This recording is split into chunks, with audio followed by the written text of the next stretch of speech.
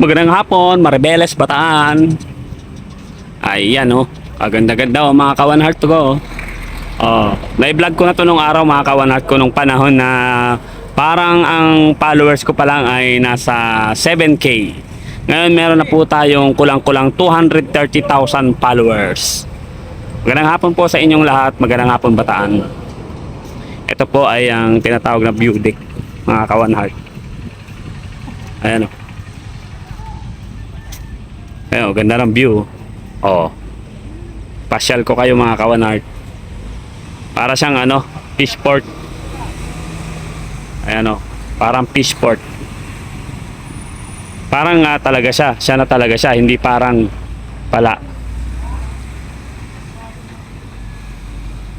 Kaganda.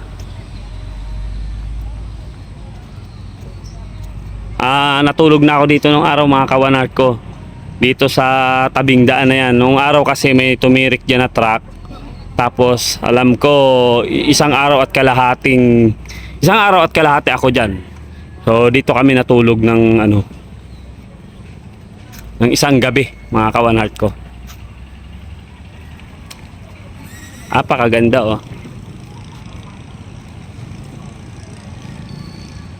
Wawi.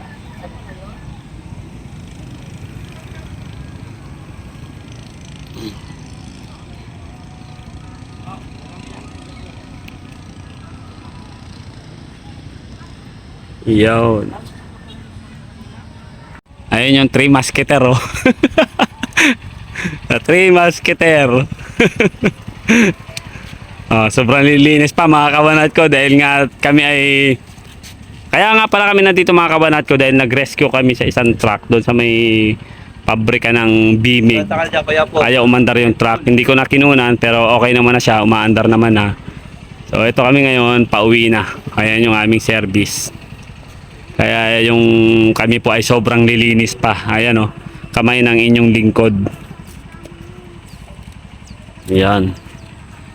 Maraming salamat po. So, yung anong pa nga po pala natin, yung pahula po natin ay mamayang gabi po ang ating kung sino yung nakahula mga kawanat ko na mananalo ng worth 1 million. 1 million! 1,000 pesos mga kawanat ko.